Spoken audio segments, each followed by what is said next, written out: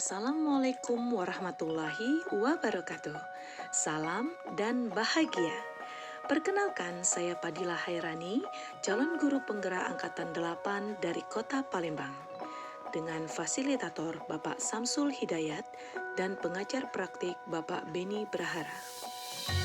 Kali ini saya ingin merefleksikan dan menyimpulkan filosofi pendidikan Bapak Ki Hajar Dewantara dalam koneksi antar materi modul 1.1. Dalam kesempatan ini, saya menggunakan beberapa pertanyaan pemantik. Di antaranya, apa yang Anda percaya tentang murid dan pembelajaran di kelas sebelum Anda mempelajari modul 1.1? Sebelumnya, saya percaya murid belajar dengan baik jika kondisi kelas hening dan semua duduk dengan teratur.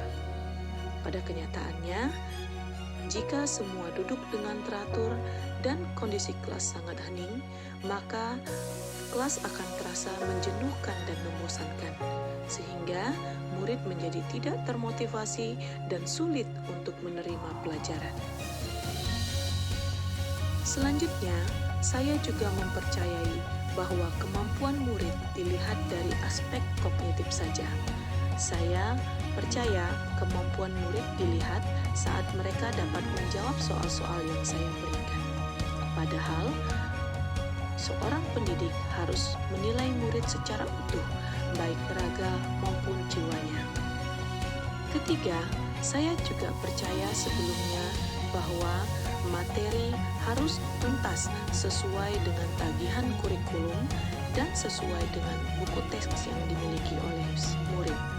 Namun, saya yakin bahwa pelajaran yang berhasil tidak harus menuntaskan semua tagihan kurikulum dan buku teks setelah saya mempelajari filosofi pendidikan Bapak Ki Hajar Dewantara.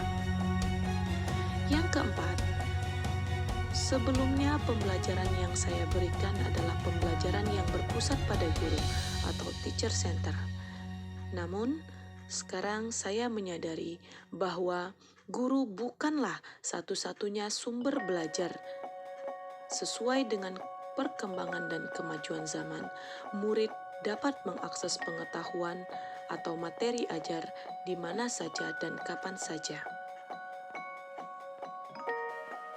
Sebelumnya, saya percaya semua murid memiliki karakter yang sama, tidak perlu dibeda-bedakan. Hal ini sangat bertentangan dengan filosofi pendidikan Bapak Ki Hajar Dewantara yang menyatakan semua anak membawa kodratnya masing-masing, sehingga guru harus memperlakukan mereka sesuai dengan kodrat yang mereka bawa. Dan yang terakhir, saya sebelumnya percaya bahwa kegiatan refleksi adalah kegiatan pembelajaran yang tidak terlalu penting, sehingga saya sangat jarang melakukannya di kelas yang saya pimpin.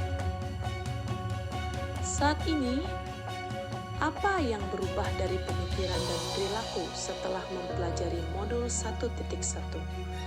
Saya ingin berubah, yaitu pertama, membangun kedekatan dengan murid agar pembelajaran lebih menyenangkan dan bermakna. Saya meyakini pembelajaran dari hati yang berpihak kepada murid akan membangun kedekatan sehingga suasana kelas akan lebih menyenangkan dan murid akan mendapatkan pelajaran yang bermakna yang akan mereka ingat sampai kapanpun.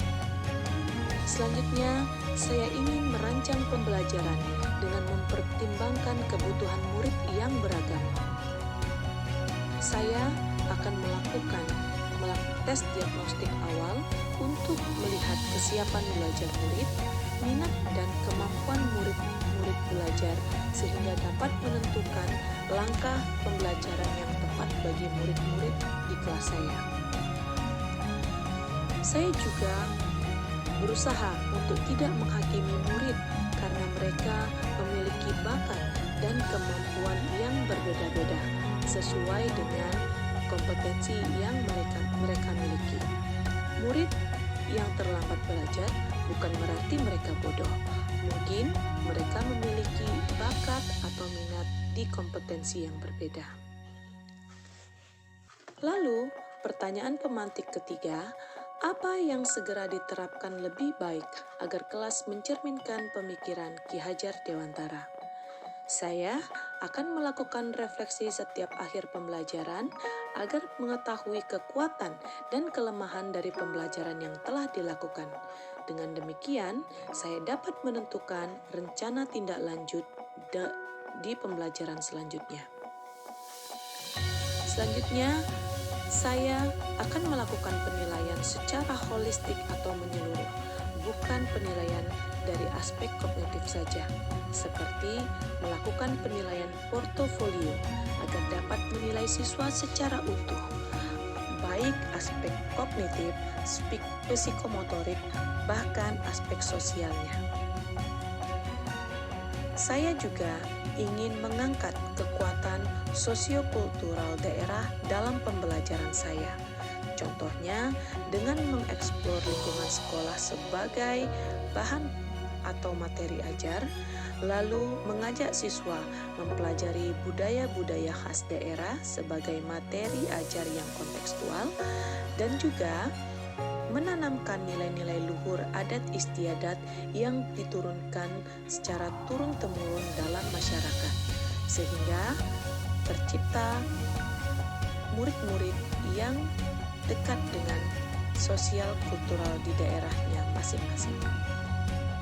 Selanjutnya, saya akan berkolaborasi dengan rekan-rekan guru ataupun rekan-rekan guru lainnya dari lintas mata pelajaran untuk mendapatkan pembelajaran yang lebih bermakna dan kontekstual. Demikianlah refleksi yang dapat saya lakukan.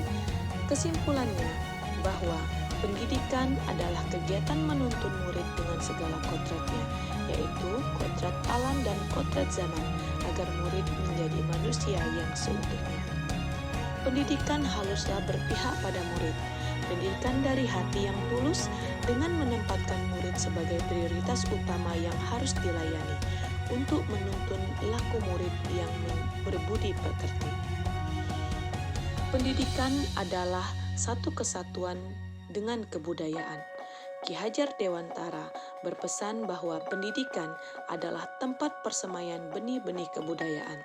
Kebudayaan adalah sebuah peradaban, cita-cita masyarakat yang ingin dicapai sebagai bangsa, yang hanya bisa diperoleh melalui pendidikan. Terima kasih telah menyimak dan menonton video saya. Saya akhiri, wassalamualaikum warahmatullahi wabarakatuh. Salam.